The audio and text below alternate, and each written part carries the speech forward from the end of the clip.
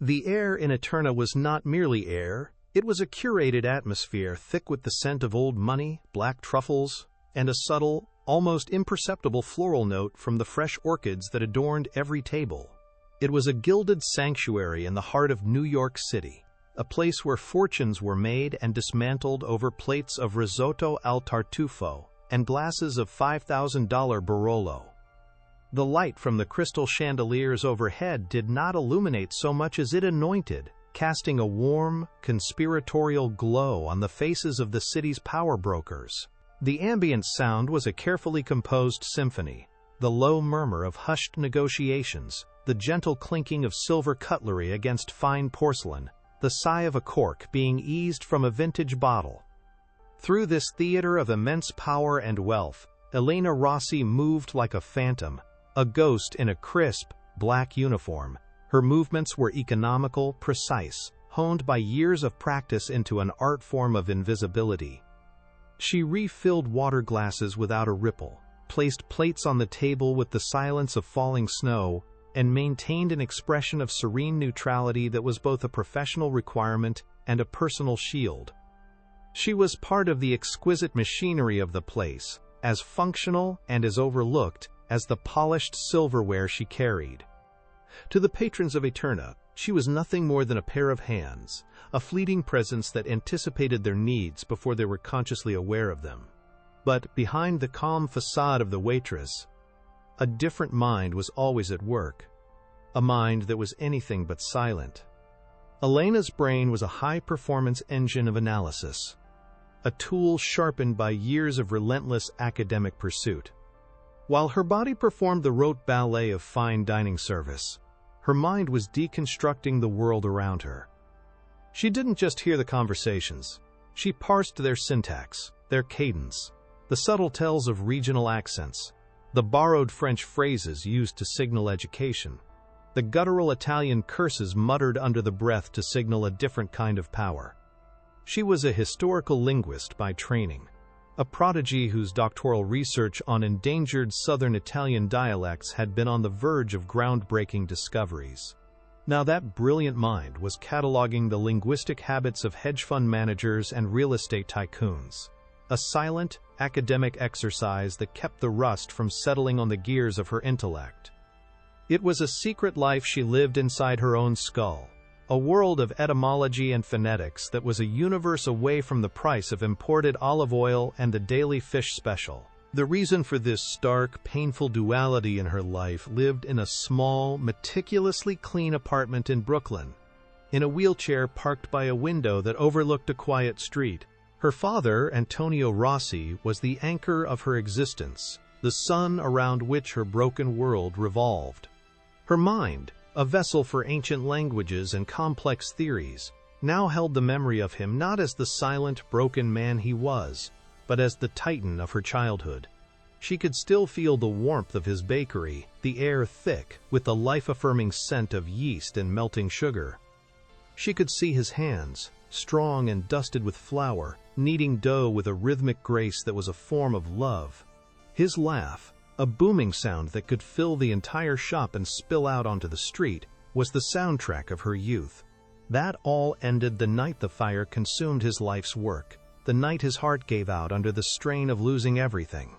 The stroke had stolen his voice, his mobility, his laughter, leaving behind only a flicker of the vibrant man he once was. Elena had walked away from her PhD at Columbia, from the life she had earned, without a moment's hesitation. His medical bills were a mountain, and her waitress job, with its substantial tips from the oblivious wealthy, was the only shovel she had to keep them from being buried alive. You're about to witness an incredible story of resilience. As we get started, drop your city or country in the comments. And if you're not subscribed yet, now is the perfect time to do it, so you're always here for stories like this. The delicate equilibrium of the restaurant, and of Elena's carefully compartmentalized life, shattered the moment Don Marco Bellini walked through the door. He did not simply enter Eterna, he conquered it. A hush fell over the dining room, a subtle shift in the atmospheric pressure that signaled the arrival of a true predator. Other patrons, men who commanded boardrooms and held political office, suddenly seemed smaller, their conversations faltering, their gazes discreetly lowered. Bellini, known in the whispers of the underworld as the Vulture, moved with a chilling economy of motion, his custom-tailored suit failing to conceal the brutal power coiled in his frame. He was flanked by 2 lieutenants, men with impassive faces and eyes that missed nothing. He carried with him an aura of absolute, unquestionable authority, a cold vacuum of empathy that seemed to draw all the warmth from the air. The manager, a man who regularly condescended to senators, scurried towards him, his posture one of deep, almost fearful deference. Bellini waved him away with a flick of his wrist, a gesture of supreme dismissal, his eyes already scanning the room as if assessing his domain, his property. Elena was assigned to his private dining room, a secluded alcove veiled by heavy velvet curtains. Her training took over, a series of automated responses that allowed her to function while her heart hammered a frantic rhythm against her ribs. She recited the specials in a calm, even tone, her eyes fixed on a point just over Bellini's shoulder, a technique to avoid direct eye contact with powerful men who might misinterpret it. He didn't acknowledge her presence with so much as a glance. To him, she was furniture that spoke. He ordered for the table without consulting a menu, his voice a low, gravelly tone that was accustomed to immediate and unquestioning obedience. As Elena moved around the table, pouring water and serving bread, she could feel his dismissive energy like a physical force. He was a black hole of arrogance, consuming the dignity of everyone in his orbit. She focused on the mechanics of her job, the precise angle of the wine bottle, the silent placement of a bread plate, the meticulous crumb scraping. These small, controllable actions were her armor against the suffocating contempt that radiated from the head of the table. It was after the main course was served, as Elena was decanting a second bottle of Amarone, that Bellini leaned back in his chair, a smug, predatory smile gracing his lips. He began to speak to his men, but the language that flowed from him was not English, nor was it the standard Italian spoken by the restaurant staff. It was something else entirely. It was an ancient, guttural, and deeply complex Sicilian dialect, a linguistic fossil from the remote mountain villages surrounding Corleone. It was a language of secrets, a code forged in isolation and steeped in a history of violence and mistrust. To the rest of the world, it was unintelligible noise. To Elena, it was the language of her grandmother's lullabies, the language she had spent a decade mastering, the very subject of her abandoned dissertation. A jolt went through her, a shock so profound it was a physical blow. The heavy glass decanter in her hand suddenly felt weightless. The sounds of the restaurant, the city, the entire world faded away, replaced by the impossible, familiar cadence of her own hidden heritage being spoken by the man at the table. The words themselves were a casual discussion of brutality, a plan to violently dismantle a rival family's operations, but it was the casual, dismissive aside that struck Elena to her core. As she reached to refill his wine glass, Bellini gestured vaguely in her direction with his chin, never making eye contact, and sneered to his companions in the dialect. He said, "The help is deaf and dumb. We could plot a murder, and she would only ask if we want more cheese." A wave of cruel, appreciative laughter rippled from his men. For Elena, the insult was not just a personal affront. It was a desecration. He was using her grandmother's tongue, the beautiful, complex language of her ancestors, as a tool for his own vile arrogance, a cloak for his contempt. In that instant, the image of her father's bakery flashed in her mind's eye with searing clarity. She could smell the acrid smoke, see the blackened ruins, and feel the crushing weight of her father's silent despair. The man mocking her was the living embodiment of the casual cruelty that had shattered her family, a man so insulated by his power that he saw other human beings as nothing more than inanimate objects. The laughter at the table continued, but Elena no longer heard it. The world had narrowed to a single sharp point of focus. The ambient noise of the restaurant, the weight of the decanter in her hand, the years of practiced servitude, it all dissolved. An icy calm washed over her, a strange and terrible clarity. The trembling that had started in her hands when Bellini first spoke, the dialect ceased, replaced by a preternatural stillness. The cold knot of fear and anxiety that lived perpetually in her stomach did not disappear. It solidified, transforming into something hard and unyielding, a core of pure, focused resolve. She was no longer a waitress. She was no longer a victim. In that moment, she was the world's foremost expert on the very weapon he was trying to use against her. The humiliation he intended to inflict had failed. It had not broken her. It had, instead, awakened something that had been dormant for years. A part of her, she thought, had died with her academic dreams. It was the part of her that knew the precise, historical weight of every syllable he uttered, and she was about to make him pay for his ignorance. She set the heavy crystal decanter down on the polished mahogany of the credenza. The sound was not a clink, but a soft, definitive thud, a period placed at the end of a sentence that had been running her entire life. It was a sound of finality, an acoustic demarcation between the woman she had been forced to be and the woman she truly was. The air in the private dining room, once thick with arrogant laughter and the smell of expensive wine, now seemed to thin, to crackle with an unseen electrical charge. All motion at the table ceased. The lieutenants, who a moment before had been basking in their leader's casual cruelty, were now frozen, their wine glasses halfway to their lips, their eyes wide and fixed not on their boss, but on the waitress. They saw her, truly saw her for the first time, and the sight was unsettling. The invisible servant had suddenly materialized, and she was not what they had expected. Her posture, which had been a study in professional deference, had undergone a subtle but profound transformation. Her shoulders, once slightly rounded in a posture of service, were now perfectly straight. Her spine was a rod of steel. Her chin, previously lowered, was now lifted, giving her an air of quiet, unshakable authority. The transformation was more than just physical. It was a fundamental shift in the very energy she projected into the room.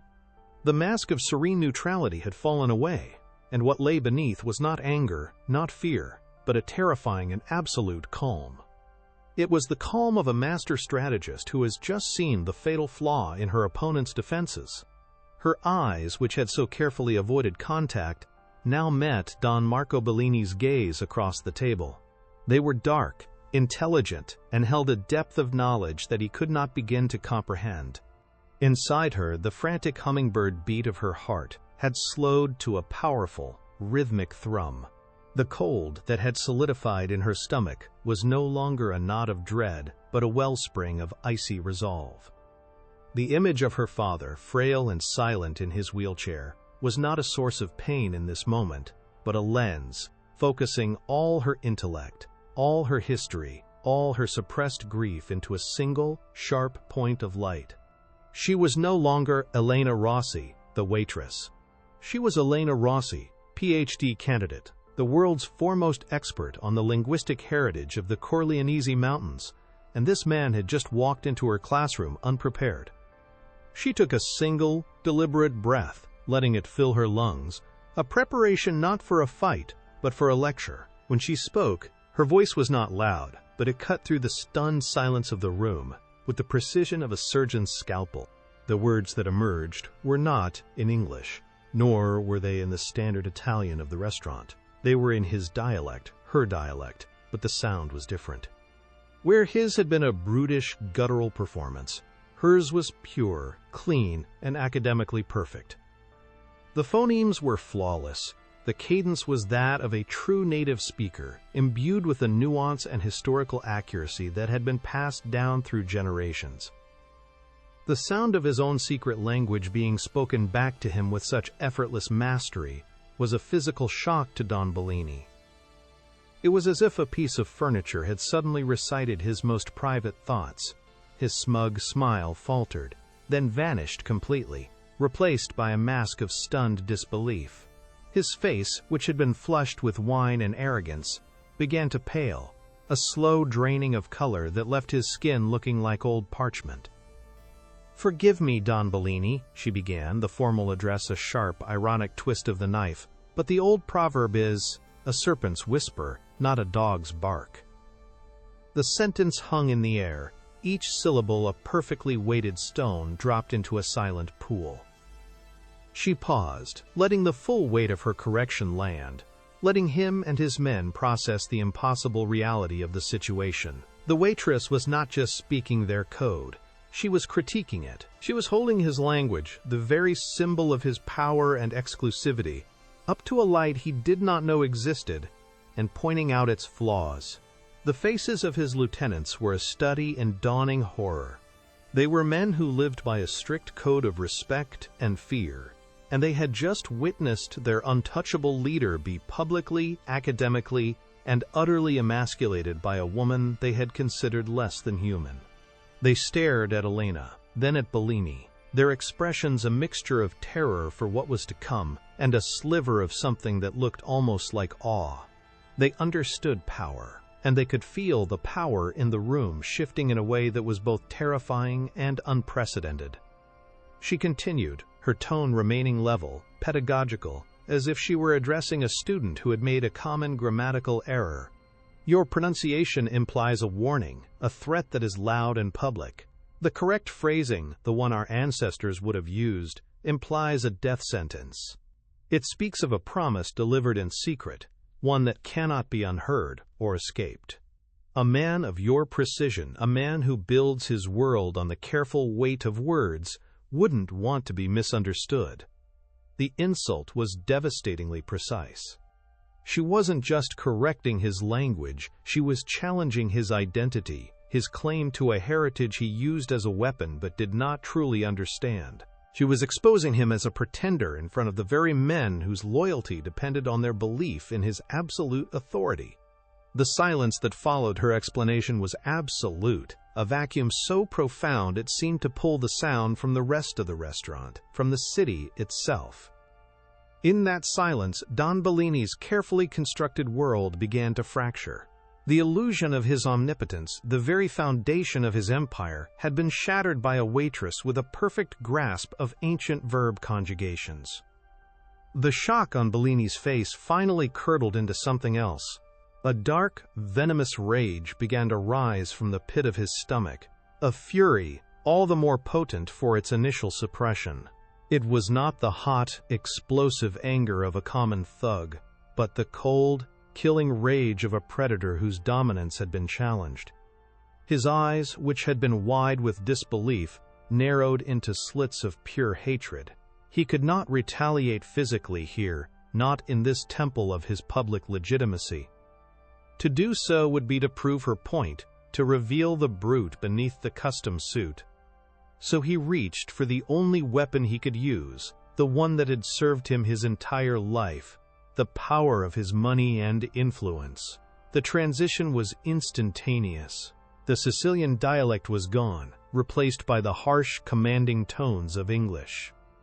He raised a single hand, and the snap of his fingers echoed in the silent room like a gunshot. A sound of absolute, unquestioning command was a signal that broke the spell, a desperate attempt to reassert his control over a reality that had slipped from his grasp. The restaurant manager, a man named Jean-Pierre, who prided himself on his unflappable demeanor, came scurrying through the velvet curtains, his face a mask of anxious concern. He had felt the shift in the room's atmosphere from across the dining hall, a sudden plunge in the barometric pressure of power that signaled a crisis. He saw the faces of Bellini's men, pale and rigid. He saw Elena standing not like a servant but like a queen holding court. And he saw Don Bellini's face, a thundercloud of controlled violence that made the blood freeze in his veins. He opened his mouth to ask what was wrong, but Bellini cut him off with a single, brutal sentence, his voice low and laced with venom. "This girl is finished. Get her out of my sight." The words were not a request. They were an order of execution, a decree from a man who was not used to having his will questioned. Jean-Pierre's professional poise crumbled instantly, replaced by the raw, primal fear of a man who understood the consequences of displeasing someone like Marco Bellini. Jean-Pierre turned to Elena, his eyes pleading, apologetic and terrified all at once. He didn't need an explanation. In his world, a man like Bellini was a force of nature, and you did not question a hurricane. You simply got out of its way. He gestured frantically for Elena to follow him, his hands trembling slightly. Elena looked one last time at Don Bellini. She saw the pure, unadulterated hatred in his eyes, but she also saw something else beneath it, a flicker of fear. He was afraid of her, of what she represented, of the knowledge she possessed. She had seen behind his mask, and he would never forgive her for it. A strange sense of victory, cold and sharp, settled over her. She had lost her job, her only means of survival, but she had won something far more valuable. She had taken back her own dignity.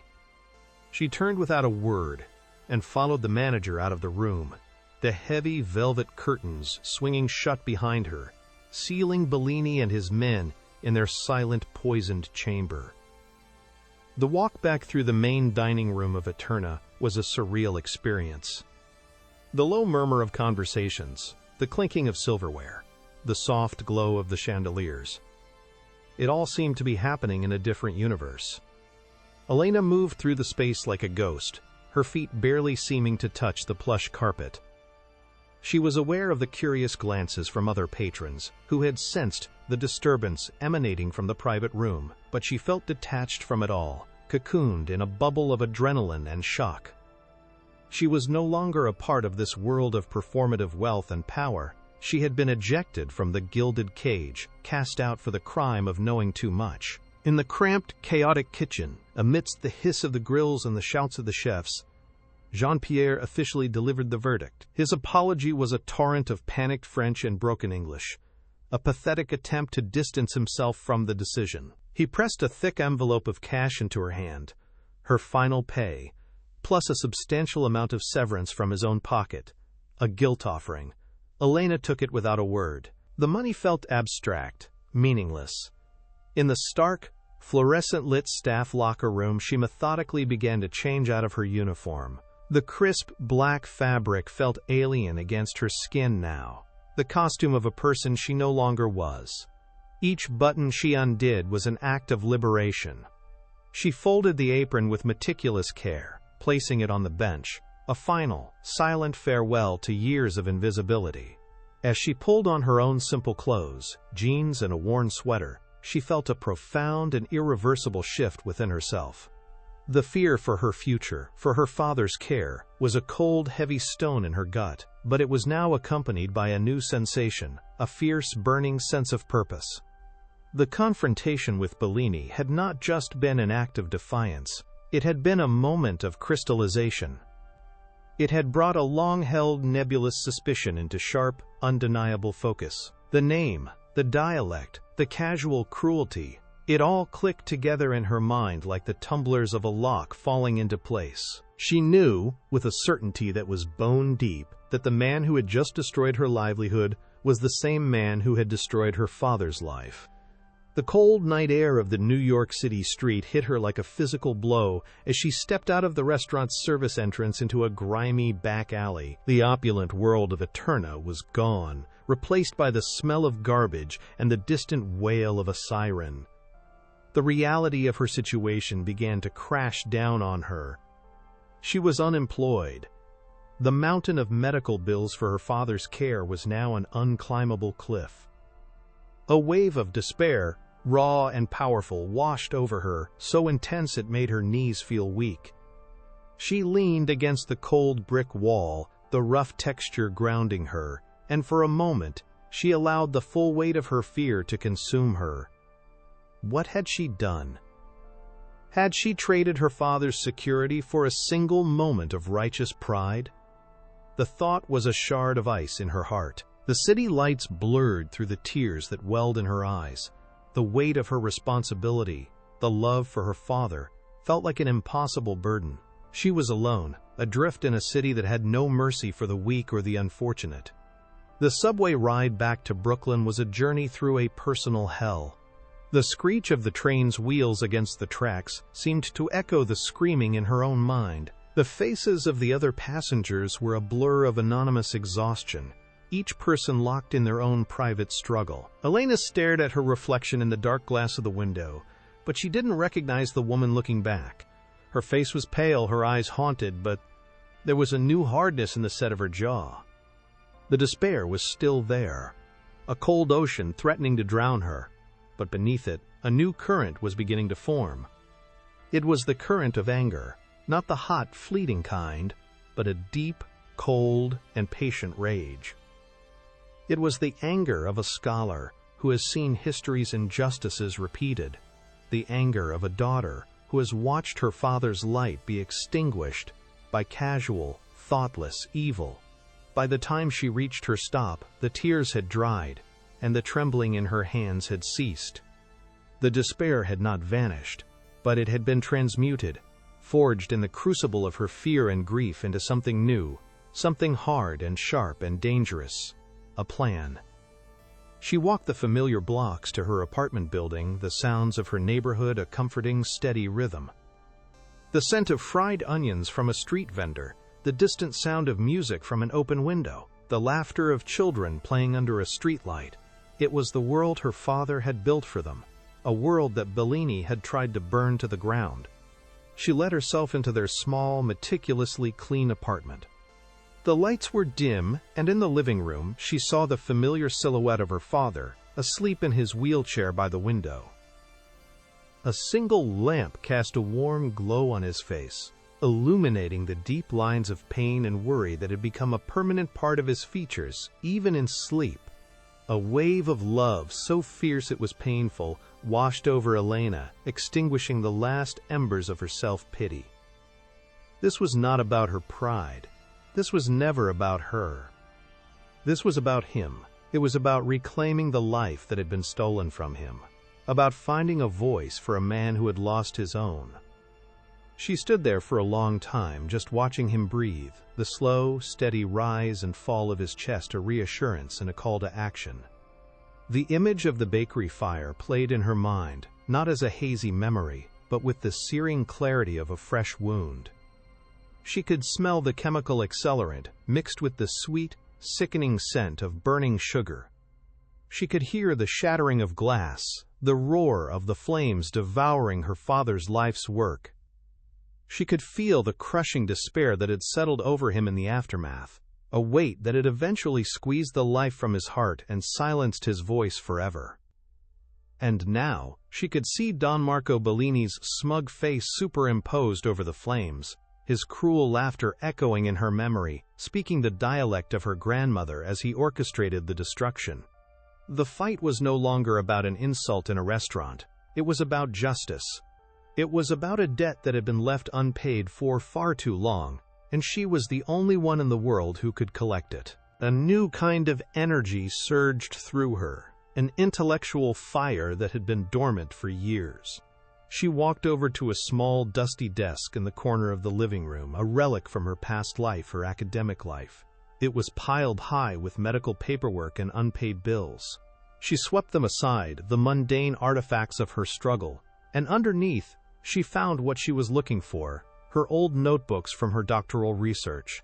She ran her fingers over the worn leather covers, the familiar feel a jolt to her system. She opened one, and the pages were filled with her own dense, precise handwriting, a complex tapestry of etymological charts, phonetic transcriptions, and historical analysis of the very language Bellini had used to mock her.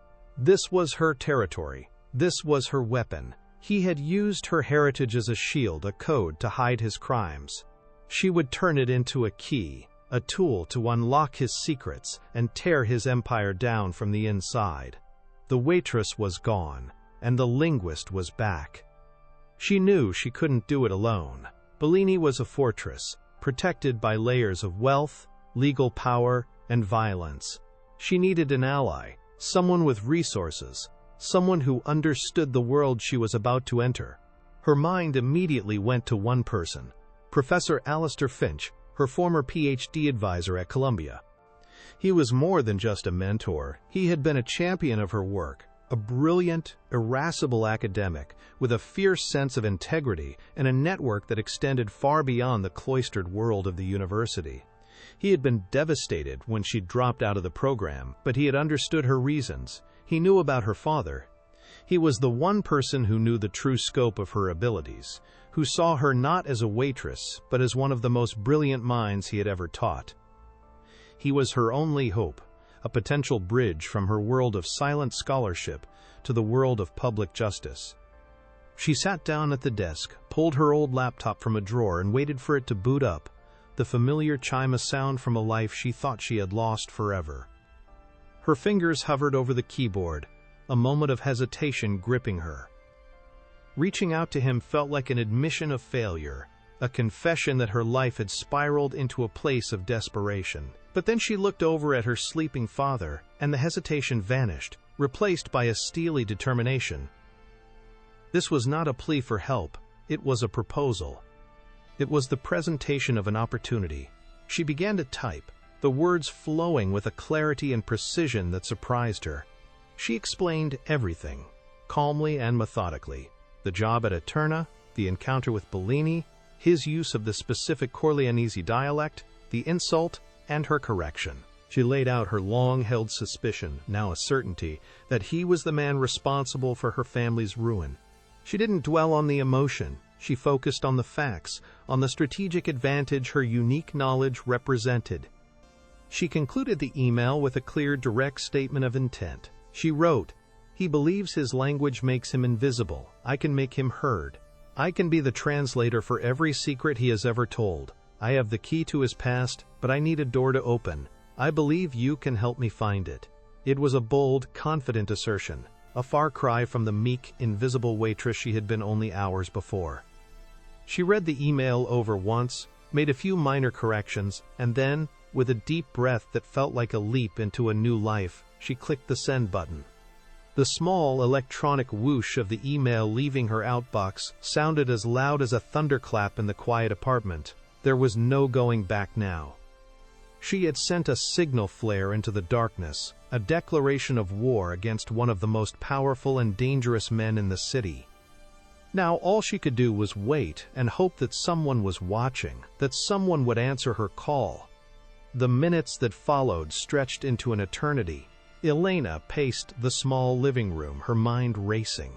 What if he didn't answer? What if he thought she was crazy, hysterical? What if he had forgotten her, just another promising student who had disappeared from the academic world? The self-doubt was a venomous whisper in her ear, trying to pull her back down into the despair she had just escaped.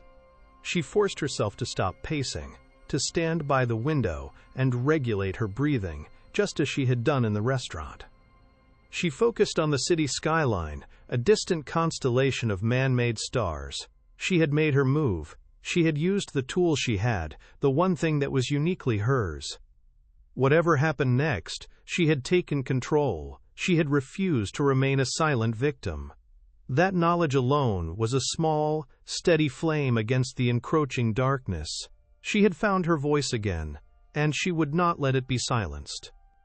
Just as the first hints of dawn began to soften the edges of the night sky, a notification pinged on her laptop. Her heart leaped into her throat. She rushed back to the desk, her hands trembling as she moved the mouse to open her inbox. The reply was from Professor Finch. The subject line was a single, urgent word: Elena. Her breath caught as she clicked it open. The email was short, but it contained a universe of validation and hope. He expressed his shock and his profound anger at what had happened to her. He told her he had always known her brilliance was destined for something more than just academic journals. He believed her, completely and without reservation. He had not forgotten her, not for a moment. He had been waiting for her to re-emerge, though he never could have imagined it would be under circumstances like these. The relief that washed over Elena was so powerful it almost brought her to her knees. She was not alone. The final paragraph of his email contained the key she had been looking for, the door she needed to open. He wrote, "For the last 10 years, a man named David Chen, one of the city's most tenacious investigative journalists, has been trying to build a case against Bellini. He has a mountain of circumstantial evidence, but he has always lacked a smoking gun, a way to get inside Bellini's inner circle. He has hit a wall of silence, a wall built of fear and an unbreakable code. Elena, you are not a key, you are a sledgehammer. You can break down that wall. I have known David for years. He is a man of immense integrity and courage. I have already forwarded him your email with a strong recommendation. He is waiting for your call. Be ready, this is about to move very, very fast. Elena stared at the screen, the professor's words glowing in the dim light of her apartment, a sledgehammer. The word resonated deep within her. For years she had felt fragile, powerless, a piece of driftwood tossed about by a cruel sea. But Finch saw her differently. He saw her strength, the power inherent in her knowledge. He had not just offered her help, he had given her back a sense of her own power. Below his signature was a name, David Chen, and a phone number. This was it, the first step. She looked over at her father, who was beginning to stir as the morning light filled the room. A new day was dawning, for him and for her. The fear was still there, a cold shadow in the corner of her mind. But for the first time in years, it was eclipsed by something far more powerful. A fragile, fierce, and brilliant ray of hope. She picked up her phone, her fingers steady as she dialed the number. The war had begun. She took one final look around the small apartment, the silent witness to her years of quiet desperation. This room had been her sanctuary and her prison, the place where she cared for the man she loved and mourned the life she had lost. Now it was becoming something else entirely. A war room. The dusty desk was her command center. Her mind, filled with the ghosts of ancient languages, was her arsenal. She thought of Don Bellini, likely waking up in a lavish penthouse, surrounded by luxury, believing he had crushed a minor annoyance, a bug that had dared to buzz in his presence. He had no idea what he had unleashed. He had mistaken the librarian for a book, and he was about to learn that knowledge was a far more dangerous weapon than any gun or knife in his arsenal. The quiet linguist he had dismissed was coming for him, and she was armed with the one thing he could never defend against, the truth, spoken in his own tongue. Her resolve hardened into something unbreakable. The path ahead would be dangerous, uncertain, and filled with risks she could not yet comprehend. But for the first time since the night of the fire, she felt a sense of clarity, of rightness. Her life was no longer defined by what she had lost, but by what she was about to do. She was fighting for her father's honor, for her family's legacy, for every person who had ever been dismissed, underestimated, and crushed by the casual arrogance of powerful men. As the phone began to ring on the other end of the line, she knew she was no longer just a daughter seeking justice. She was an instrument of it. The person who answered would not be speaking to a waitress, but to the woman who was going to dismantle Marco Bellini's empire, one perfectly pronounced syllable at a time. The silence of the past was over. It was time for the world to hear what she had to say. The journey from her quiet Brooklyn street to the heart of Manhattan for the meeting felt like crossing a border into a foreign land. Every step she took was a step away from the life of passive survival she had been living, and toward a future of active confrontation. She saw the city differently now, not as a backdrop for her daily struggle, but as a battlefield. The towering skyscrapers were fortresses, the streams of yellow cabs were supply lines, and the anonymous crowds were armies of unaware civilians. She was moving through it as a covert operative, her mission known only to her and the two men who were now her allies. The fear was still present, a low hum beneath the surface of her thoughts, but it was a focused fear now, the kind a soldier feels before a battle, a heightened state of awareness that sharpened the senses and cleared the mind. She was no longer just reacting to Bellini's actions. She was preparing to launch her own. She found the address Professor Finch had given her, a nondescript office building in a neighborhood that was a mix of old newsrooms and new tech startups. The journalist, David Chen, had chosen a neutral location, a small, anonymous coffee shop on the ground floor. She saw him sitting at a table in the back, a man in his late 40s with tired eyes that had seen too much, and a jaw set with a stubborn determination that told her he never wavered. He had the look of a man who had been fighting the same war for so long that he had forgotten what peace felt like. He gestured for her to sit, his movements economical, devoid of pleasantries. There was no time to waste. The enemy was always moving.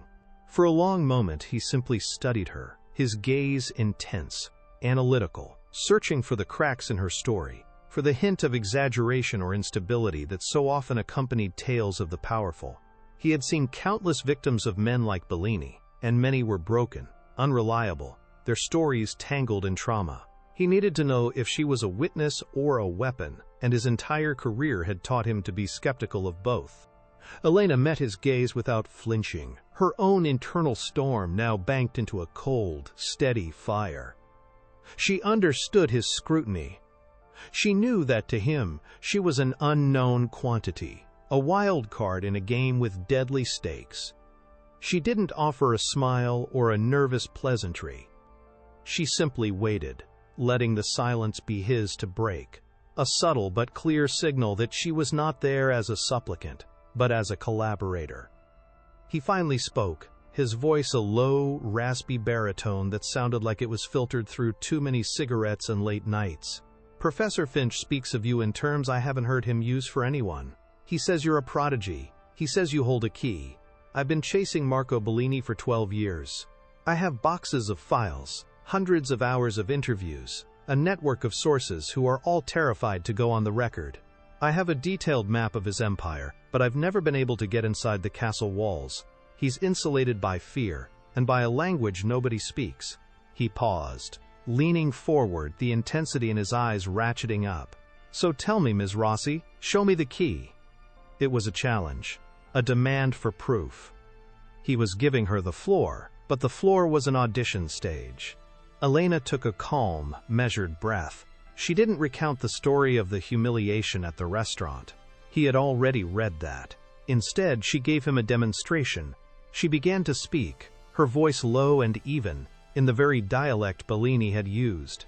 She didn't just speak it, she dissected it. She explained the subtle phonetic shifts that distinguished the dialect of Corleone from that of the neighboring Prizzi, a detail so minute only a handful of academics in the world would recognize it. She detailed the historical origins of certain phrases, linking them to the Norman conquest of Sicily in the 11th century. She then shifted her analysis, moving from the academic to the practical. She explained how Bellini used specific grammatical structures to embed threats within seemingly innocuous sentences, a form of linguistic camouflage. She described how the dialect's unique vocabulary for loyalty, betrayal, and violence formed a complete self-contained moral universe, a code that was impenetrable to outsiders not because of the words themselves, but because of the centuries of shared history they represented. She spoke for 10 minutes straight, her voice never wavering, her command of the subject absolute and breathtaking. As she spoke, she watched the transformation on David Chen's face. The professional skepticism dissolved, replaced by a look of dawning, unadulterated awe. He was a man who dealt in facts, in evidence, and she was presenting him with a masterclass in the very tool his enemy used to make facts disappear. He was no longer looking at a waitress or a victim. He was looking at a decoder ring for the most encrypted criminal organization in the country. The key wasn't just a key, it was a blueprint to the entire castle. When she finished, the silence in the noisy coffee shop seemed to center on their small table. David leaned back in his chair, running a hand through his already messy hair. He let out a long, slow exhale, a sound that carried the weight of 12 years of frustration. For the first time since she had sat down, a genuine, unguarded expression crossed his face. It was a look of profound, almost disbelieving hope. He finally nodded, a single, sharp gesture of decision. "All right," he said, his voice now stripped of its journalistic detachment, filled with a new, raw energy. "Let's go to my office. We have work to do." The walk to his office was short, but it marked a definitive transition. They were no longer two strangers feeling each other out. They were a team, a nascent conspiracy, united by a common enemy. His office was exactly as she had imagined it, a chaotic sanctuary of organized obsession. The walls were covered in corkboards, connected by a dizzying web of red yarn, photographs, and newspaper clippings. Stacks of files and legal documents teetered on every available surface, a paper monument to a decade-long siege. The air smelled of old paper, stale coffee, and the faint, metallic scent of determination. David gestured to the largest corkboard, the one that took up an entire wall. "This is him," he said, his voice taking on the tone of a general briefing his troops. Marco Bellini. Born in Corleone, 1962. Immigrated to New York in Ide, 81. Started as an enforcer for the old guard, then systematically and brutally dismantled them to take over. Publicly, he's a legitimate businessman. He owns a dozen import-export companies, all fronted by clean-nosed executives. He gives millions to charity. He's on the board of the opera. He has judges and city council members in his pocket, but privately, he runs everything. Loan sharking, extortion, illegal gambling, and worse. We know this. But we can never prove it. Every witness clams up. Every paper trail leads to a shell corporation in the Cayman Islands. Every potential charge is smothered by a high-priced lawyer before it can even be filed. He pointed to a small, yellowed newspaper clipping in a corner of the board. It was a short article from a Brooklyn local paper, dated 15 years ago. The headline read, "Local bakery destroyed in suspected arson." Elena's breath caught in her throat. It was her father's bakery. "That's where it starts for you, isn't it?" David asked gently, his investigative instincts softened by a moment of human empathy. Elena could only nod, her throat tight with a grief she had suppressed for years. Seeing the public record of her family's private tragedy, reduced to a few lines of impersonal text, made it feel both more real and more insulting. David tapped the article.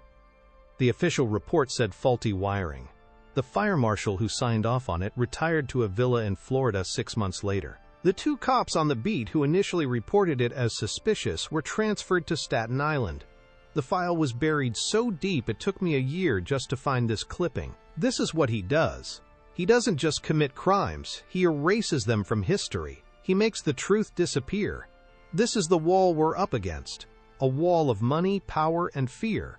For the first time since leaving the restaurant, a sliver of true despair pierced Elena's armor of resolve. Seeing the vast, intricate web of Bellini's power laid out before her, she felt the sheer impossibility of their task. She was a linguist, he was a journalist. They were 2 people against a fortified empire. She voiced her fear, her voice barely a whisper. "How can we possibly fight this? He has an army. We have notebooks and a corkboard." David turned from the board to face her, his eyes burning with the conviction that had kept him going for 12 years. "We have something he doesn't," he said, his voice low and fierce. "We have the truth, and now, thanks to you, we have a way to make it speak. We don't need to tear down his whole empire at once. We just need to find one crack, one single, undeniable crime that we can tie directly to him. One truth so loud it can't be silenced. And we start with that bakery. We start with your father." His words were a lifeline, pulling her back from the edge of the abyss. He was right. The scale of the enemy didn't matter if they could find a single vulnerable point. Her father's story was not a source of weakness. It was their sharpest weapon. It was the one crime Bellini would have considered so small, so insignificant, that he might have gotten careless. It was personal. And that made it powerful. Their investigation began in earnest, a descent into a labyrinth of cold cases and frightened whispers. They spent days in the musty basements of city archives, poring over microfiche of old property records and business licenses, searching for any connection, however tenuous, between Bellini's known associates and the neighborhood where her father's bakery had stood. The work was grueling, a painstaking search for a single needle in a continent of haystacks. Every document seemed to be a dead end, every potential lead dissolving into ambiguity. The city's official memory had been wiped clean, just as David had warned. The paperwork was a fortress of bureaucratic indifference, designed to protect the powerful and forget the victimized. Elena found herself fighting waves of frustration, the tedious reality of the investigation a stark contrast to the dramatic clarity of her initial confrontation with Bellini. This was the slow, grinding work of justice, and it was threatening to wear her down. They moved on to tracking down potential witnesses, a grim and often heartbreaking exercise. They found a list of other shop owners who had operated on her father's block 15 years ago. David's journalistic skills were on full display as he navigated the city's digital and physical landscapes to find them. But the wall of fear Bellini had built was still standing, even a decade and a half later. An elderly tailor they found in a retirement home in New Jersey suddenly couldn't remember anything, his eyes darting nervously towards the door. The woman who had owned the flower shop across the street had moved to Arizona and refused to take their calls. A former delivery driver, now working in construction, hung up the phone the moment David mentioned Bellini's name. It was a chorus of terrified silence, a testament to the long shadow of the Don's power. Each refusal was another small death, another confirmation that Bellini controlled not just the present but the past as well. One night, sitting in the office amidst piles of fruitless research, Elena felt the weight of it all settle on her. The hope that had ignited in the coffee shop was dwindling to a faint flicker. She looked at the picture of her father's burning bakery, and for the first time she saw it not as a call to action, but as a tombstone. Maybe this was impossible. Maybe Bellini was truly untouchable, a god in his own dark universe, and she was just a foolish mortal who had dared to challenge him. She thought of her father, of the life of constant, silent struggle he now lived, and a wave of guilt washed over her. She had gotten herself fired, thrown away their only source of income, all for a quest that was leading them nowhere. The risk she had taken felt reckless, selfish, and she was beginning to drown in the consequences. David, sensing her despair, sat down across from her, the usual manic energy in his eyes replaced by a quiet, weary understanding. He had been in this place 1,000 times before. He pushed a cold cup of coffee towards her. "This is the part where most people quit," he said softly. "This is the wall. It's designed to make you feel exactly how you feel right now. Powerless. Hopeless. It's his most effective weapon, more than any gun. He wants you to believe that the past is buried, and there's no point in digging. But he's wrong. Nothing is ever truly buried. There's always someone who remembers. There's always someone who kept a receipt, we just haven't found them yet." His words, born of his own long and lonely war, were not a hollow reassurance. They were a statement of faith, a creed for the stubborn and the relentless. He believed, and his belief was a shield against her doubt. She looked at him, at the profound exhaustion etched into his face, and she felt a surge of renewed strength. She was not alone in this fight. She had an ally who had stared into this same abyss for years and had never backed down. She would not back down either. It was in that moment of renewed determination that she remembered the counsel of her mentor, Professor Finch. He had always taught her that when a direct line of inquiry fails, one must look at the ecosystem around the problem. Bellini was a predator, but even predators rely on a network of smaller, supporting organisms. He had insulated himself from his crimes, but the orders had to be transmitted. The money had to be moved. The silence had to be enforced. There had to be a bureaucracy to his brutality, and bureaucracies always have record keepers. She voiced the idea to David, her academic training kicking in, reframing the problem not as a hunt for a single witness, but as a search for a disgruntled cog in Bellini's machine.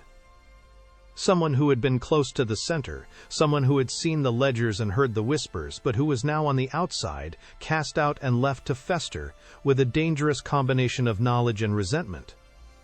David's eyes lit up. He jumped up and went to a locked filing cabinet in the corner of his office, a repository for his most sensitive and dangerous information. He pulled out a thick file labeled simply, "Exiles." It was a list he had been compiling for years, a collection of names of former Bellini associates who had either been pushed out, had fled in fear, or had simply disappeared from the scene. Most were dead ends. Men who were either too terrified or too loyal to ever speak. But as they went through the names, one stood out. Silvio Moretti, known in his day as Silvio, the Ledger. He had been Bellini's personal accountant and consigliere for nearly 2 decades, a man renowned for his photographic memory and meticulous bookkeeping. 10 years ago, he had vanished overnight. Rumors swirled that he had been caught skimming, or that he had questioned one of Bellini's orders. Most assumed he was at the bottom of the East River, but David had a source who swore Moretti was alive, living under an assumed name somewhere deep in Queens, a ghost haunted by his own past. Finding Silvio Moretti was a different kind of investigation. It wasn't about public records, it was about navigating the city's underworld of whispers and rumors. David activated his network of low-level informants, the bartenders, cab drivers, and corner store owners who saw and heard everything. For a week, they chased down false leads, following whispers that led them to empty apartments and disconnected phone numbers. The search felt dangerous, a prodding of the hornet's nest. They were venturing into the heart of Bellini's territory, asking questions about a man who was meant to be forgotten. Elena felt a constant, prickling sense of being watched, the paranoia of the hunt seeping into her bones. Every car that slowed down, every stranger who looked at them for a moment too long, felt like a potential threat. She was no longer an academic, she was a spy, and the stakes were no longer just professional, but existential. The city she had known her whole life had transformed into a hostile landscape, a place of hidden dangers and unseen enemies. They finally got a credible tip, a location for a small, run-down apartment building in Astoria, under the shadow of the Hell Gate Bridge. The informant said a quiet, reclusive old man lived there, a man who paid his rent in cash and never spoke to his neighbors. It had to be him. They approached the building with a mixture of trepidation and excitement. This was their best, and perhaps their only, shot. David had a cover story prepared, pretending to be an insurance investigator looking into an old claim. But Elena knew that a lie would not work. A man as terrified as Silvio Moretti would see through it in a second. She knew she had to use a different tool. She had to use the truth, not her truth, but his. She had to connect with him on a level that transcended the fear that had imprisoned him for a decade. She needed to speak his language, not the dialect of his former master, but the language of their shared cultural roots. They found him on the 3rd floor. The man who opened the door was a shadow of the powerful figure David had described. Silvio Moretti was gaunt, his skin pale and translucent, his eyes wide with a permanent, hunted look. He was a man drowning in fear, and he had been for a very long time. He tried to slam the door the moment he saw them, but David was ready, holding it open with his foot. He began his rehearsed speech, but Moretti just shook his head, his face a mask of pure terror, muttering, "No, no, no," under his breath. He was about to force the door shut when Elena stepped forward, placing a gentle hand on David's arm to silence him. She looked directly into Silvio Moretti's frightened eyes, and she began to speak. She did not use the Corleonese dialect.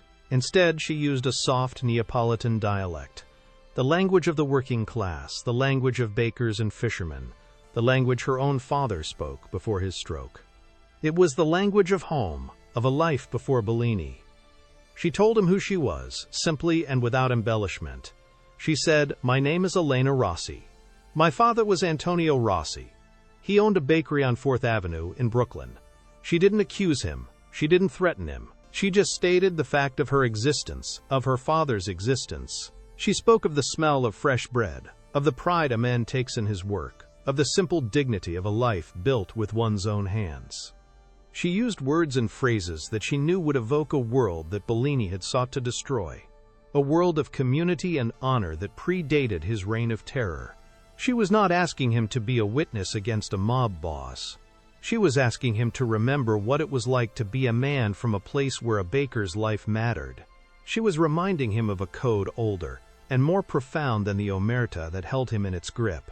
She was offering him not a deal, but a chance at absolution. For a long time, Silvio Moretti just stared at her, his breathing ragged. The terror in his eyes was still there, but it was now warring with something else, a flicker of a long-extinguished humanity. Tears began to well in his eyes, tears of fear, of guilt, of a grief he had carried alone for a decade. He finally sagged against the doorframe, defeated not by a threat, but by a memory. He looked past Elena, out the grimy hallway window, as if seeing a ghost from his past. "I remember your father," he whispered, the words raspy from disuse. "He was a good man. He wouldn't pay." Bellini made an example of him. It was a small thing. A message to the others. He looked back at Elena, his face a landscape of regret. "I told him not to. I told him it was nothing, a cost of business. But he saw the fire in your father's eyes. He hated that. He hated anyone he couldn't buy or break." The confession hung in the stale air of the hallway, a truth that had been silenced for 15 years. Moretti was broken, but he was not yet free. He was still terrified, convinced that Bellini would find him and kill him if he spoke. He knew they had no real power to protect him. He insisted he had no documents, no proof, that he had destroyed everything when he ran. He was about to retreat back into his shell, to close the door on the past forever, when Elena pressed one last time. She didn't ask about ledgers or physical evidence. She asked about his memory, the one thing no one could take from him. She asked about the habits, the routines, the way Bellini conducted his most secret business. She asked him to take her inside the mind of the man who had haunted him for so long. This shift in questioning, from physical evidence to procedural memory, seemed to unlock something in Moretti. It was safer territory, a way to help without handing over a tangible document that could be traced back to him. He began to talk, his voice low and conspiratorial. He told them about Bellini's profound paranoia, his refusal to discuss sensitive matters on the phone or in any of his regular offices. Instead, he held his most critical meetings in a small, nondescript social club he owned through a shell corporation, a place he believed was completely secure. He described how, in the late 90s, Bellini became obsessed with the idea that the FBI was closing in on him. He had the club swept for bugs every single week, but Moretti, in a moment of foresight before he fled, remembered a specific detail. He remembered the feds trying a new, experimental form of surveillance just before he left, a long-range listening device aimed at the building. The audio quality was terrible, and crucially, Bellini and his crew were speaking their impenetrable dialect. The feds listened for a few weeks, heard what they thought was gibberish, and abandoned the effort. The tapes, Moretti was certain, were logged, dismissed as unintelligible, and buried deep in an FBI evidence locker somewhere. This was it. This was the crack in the fortress. It was more than a crack. It was a hidden doorway. A series of official FBI recordings, dismissed and forgotten, containing the unfiltered voice of Marco Bellini, speaking in a language only one person on their side could understand. It was the perfect storm of his arrogance and her expertise. David could barely contain his excitement. He knew exactly how to find those tapes. A well-placed Freedom of Information Act request, citing a specific time frame in a now-defunct surveillance program, could pry them loose from the government's archives. It would take time, it would take legal wrangling, but it was possible. It was a tangible lead, a piece of irrefutable evidence created by the very people sworn to uphold the law. Moretti had given them the smoking gun. It was buried under 15 years of dust in a government warehouse, but he had given them the map to find it. The next few weeks were a blur of legal maneuvers and anxious waiting. David filed the requests, pulling every string he had, calling in favors from sources within the Justice Department. Finally, a single, dusty box of old reel-to-reel tapes arrived at his office. They found an old machine to play them, and as the first tape began to spin, The sound of static and muffled voices filled the room. The audio was terrible, just as Moretti had described. For hours, they listened to scratchy, distorted conversations, the ghostly echoes of a world of forgotten crimes. Elena sat with her headphones on, her eyes closed in intense concentration, transcribing every syllable, filtering out the noise, her mind working like a complex audio restoration software. Much of it was useless, idle talk, boasts, and complaints. But then on the third tape, she heard it. She held up a hand, signaling for David to stop. She rewound the tape, listening again, her expression shifting from intense focus to one of absolute chilling certainty. She took off the headphones, her face pale. "That's it," she said, her voice trembling slightly. "It's him. It's the night of the fire." The audio was faint, but the voice was unmistakable. It was a younger, more volatile Marco Bellini, his voice sharp with anger. He was furious, ranting about a baker, a man of no consequence who had dared to defy him, who had shown him disrespect. And then came the words, clear as a funeral bell across the static. The voice on the tape, speaking in the ancient dialect of Corleone, said, "Burn it. Burn it all down. I want his whole world to be ash. I want him to watch his life turn to smoke. Make sure the message is heard." Elena looked at David, her eyes filled with a terrible, vindicating fire. They had him. They had his voice, his words, his direct order. They had the truth, captured on a forgotten spool of magnetic tape. The past was no longer buried. It was alive, and it was about to speak. With the evidence secured, the final piece of their plan began to form. Simply releasing the tape to the authorities or the press was not enough. Bellini's lawyers would tie it up in court for years, questioning its authenticity, burying it under motions and legal challenges. They needed to do more than just expose him. They needed to shatter his carefully constructed public persona in a way that was so dramatic, so undeniable, that he could never recover. They needed a stage. And, as fate would have it, Bellini himself was about to provide one. David discovered that the city's most prestigious philanthropic organization was set to honor Don Marco Bellini as their Man of the Year at a lavish charity gala. The irony was staggering, a grotesque monument to his hypocrisy. He was to be celebrated as a pillar of the community in a room full of the city's most powerful and influential people. It was the perfect venue. It was his coronation, and they were going to turn it into his execution. The plan was audacious, bordering on insane, but it was also perfect.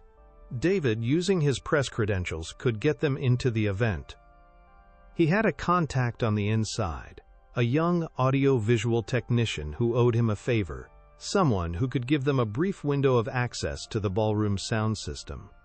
The stage was set. Elena would translate the recording, her voice laying out the context, before the raw, damning audio of Bellini's own voice played over the speakers, condemning him in his own secret language for the entire world to hear. It was a checkmate move, using his greatest source of pride, his public legitimacy, as the instrument of his downfall. As they finalized the details, a sense of calm, cold purpose settled over Elena. The fear was gone, replaced by the certainty of a strategist whose final move is already on the board.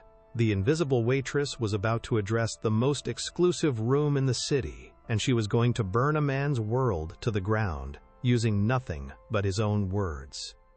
The hunt was over. The performance was about to begin. The grand ballroom of the New York Plaza Hotel was a universe unto itself, a celestial sphere where the stars were not distant suns, but the incandescent figures of finance, politics, and culture. The air was a finely calibrated mixture of expensive perfume, the floral notes of 1,000 white roses, and the underlying, metallic scent of immense, consolidated power. Light from a dozen crystal chandeliers, each the size of a small car, fractured into 1,000,000 shimmering pieces, dancing across diamond necklaces and the polished surfaces of golden awards. The sound was a symphony of self-congratulation, a low, contented murmur of conversations about stock portfolios and summer homes in the Hamptons, punctuated by the delicate chime of champagne flutes. Elena Rossi and David Chen moved through this opulent theater not as guests, but as ghosts from a different reality. They sat at a small table near the back, a press credential, their only ticket, their presence, an anomaly in a room where everyone was known. Elena wore a simple black dress, the most expensive thing she owned, yet she felt more invisible here than she ever had in her waitress uniform. Her heart was not hammering with fear. It was a cold, steady drum, counting down the final moments to a detonation she had spent weeks building.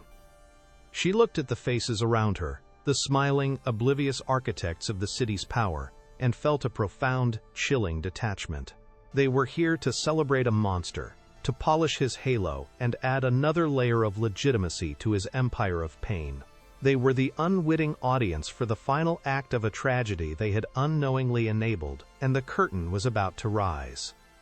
Don Marco Bellini took the stage to a wave of thunderous applause, a standing ovation that seemed to physically lift him higher. He stood at the podium, bathed in a spotlight that seemed to emanate from him, his smile a carefully calibrated instrument of magnanimity. It was the very picture of civic virtue, his custom tuxedo fitting his powerful frame like a second skin, his silver hair catching the light like a crown. He placed his hands on the lectern, quieting the room with a gesture of practiced humility, and began to speak. His voice, a rich baritone that had once condemned her father to ruin, now dripped with false sentiment. He spoke of community, of opportunity, of the sacred duty of the fortunate to lift up the less fortunate. He spoke of his love for this great city, the city that had given a poor immigrant boy from the mountains of Sicily a chance to build something beautiful. Elena watched him, and the image of her father, frail and silent in his wheelchair, superimposed itself over Bellini's triumphant form. Every word of charity from the Don's lips was a new layer of desecration on her family's memory. Inside her, the cold resolve burned hotter. She felt David's hand briefly touch her arm, a silent signal. The audio-visual technician, a young man with a conscience that outweighed his fear, had just given them the go-ahead. It was time. Elena gave a single, almost imperceptible nod.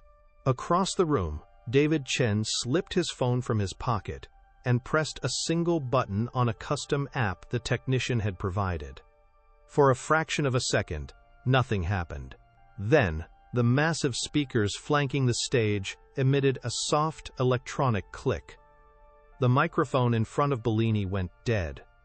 A flicker of annoyance crossed his face, a momentary crack in his polished facade. The crowd murmured in confusion. The hotel staff began to scurry, their faces etched with panic. But before anyone could diagnose the technical glitch, a new sound filled the hall. It was not music, it was not an announcement. It was a voice, a woman's voice, clear, calm, and unnervingly steady. It was Elena's voice, pre-recorded, speaking not to the audience, but as if translating a piece of historical testimony. She said, "The following is a transcription of a federally recorded wiretap, dated October 12, 15 years ago. The language is a remote Sicilian dialect, previously logged as unintelligible. The translation is as follows. A wave of confusion and intrigue washed over the room. Who was this woman? What was this recording?" Bellini's face, which had been merely annoyed, now began to drain of color. He recognized the date. His eyes darted around the room, no longer a king surveying his court, but a cornered animal searching for the source of a trap he had just sprung. A silence unlike any other descended upon the grand ballroom, a sudden, suffocating vacuum that seemed to suck the very air from the lungs of the city's elite. The polite murmur of conversation died instantly, replaced by a collective, sharp intake of breath. 1,000 minds simultaneously trying to process a sound that did not belong in their gilded world. Through the state-of-the-art sound system, Elena's recorded voice continued, each word a perfectly placed stone dropped into the silent, stagnant pool of the gala. She spoke of a baker in Brooklyn, a man of honor who refused to bow to extortion. She calmly and methodically translated the conversation of a younger, more volatile Marco Bellini, his words painting a picture of petty grievance and wounded pride. The audience was frozen, their champagne glasses held halfway to their lips, their faces a gallery of dawning horror. They were hearing the secret architecture of their city's underbelly, the brutal reality that lay just beneath the polished veneer of their civilized world. Elena, sitting in the back of the room, watched Bellini. His hands gripped the sides of the lectern, his knuckles white. A sheen of cold sweat broke out on his forehead. He was trapped, a specimen under glass, forced to listen to the exhumation of a crime he had long considered buried and forgotten.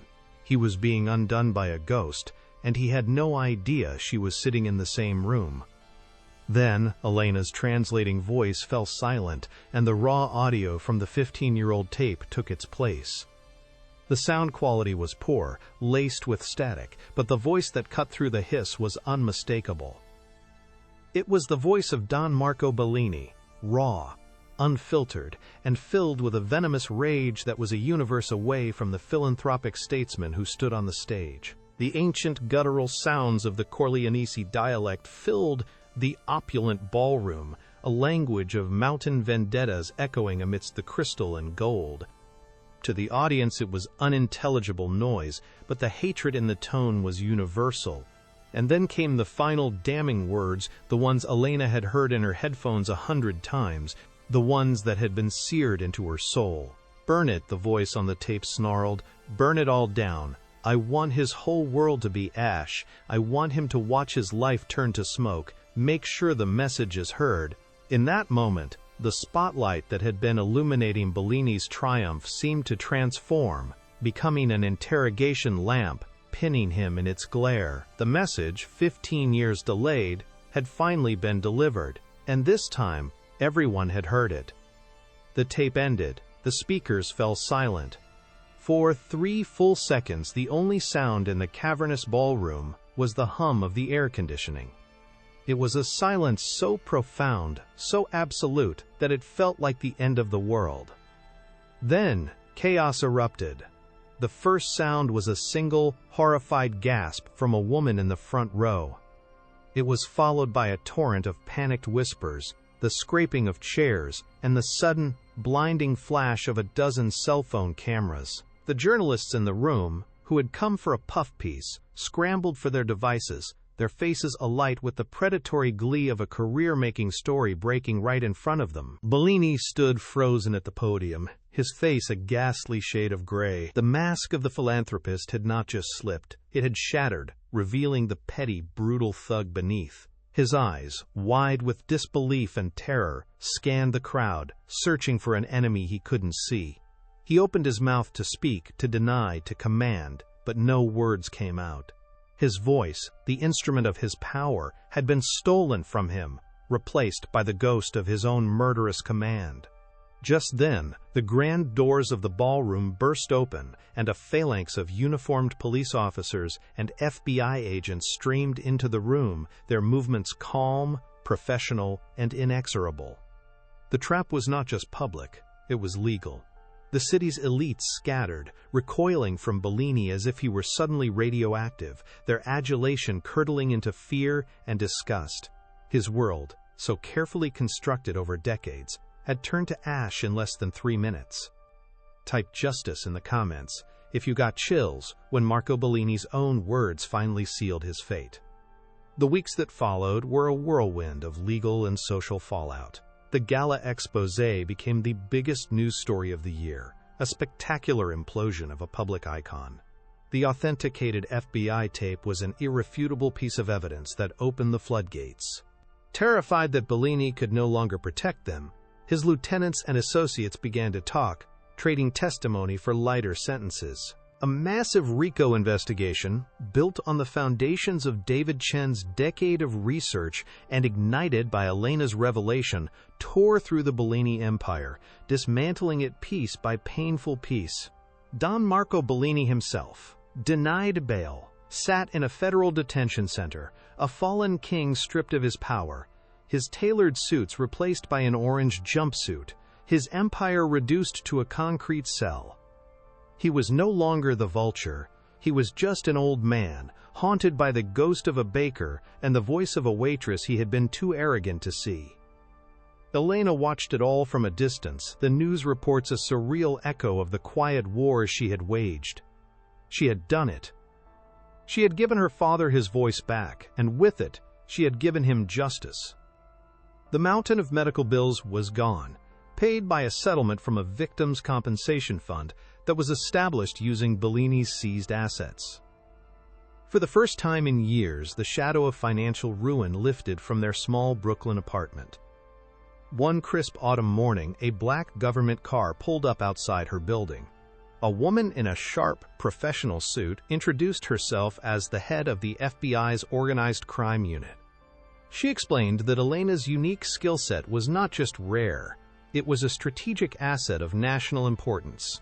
They had dozens of cold cases, hours of unintelligible wiretaps, and a constant battle against criminal organizations that used language as a shield. They were not offering her a job, they were asking her to build a new department, a specialized unit of linguistic and cultural consultants. They wanted her to turn her knowledge, her heritage, into a formal weapon in the fight for justice. She accepted. Her new life began, a world away from the gilded cage of Eterna and the quiet desperation of her former existence. She was finally able to afford the best care for her father, moving him to a state-of-the-art facility where he received therapy that brought back a flicker of light to his eyes. Her work was not just a career, it was a calling. She was a guardian of stories, a translator of secrets, ensuring that no one's truth would ever again be dismissed as unintelligible noise. She had taken the language of her ancestors, the beautiful, complex tongue that a tyrant had tried to twist into a tool of oppression, and she had reclaimed it, transforming it into a beacon of truth. Her journey from the shadows was complete. The invisible waitress had found her voice, and now the whole world was listening. If Elena Rossi's incredible journey from underdog to powerhouse inspired you, show your support by hitting that like button and sharing this story with someone who needs to see it. And for more unforgettable stories of justice and empowerment, don't forget to subscribe and ring the notification bell.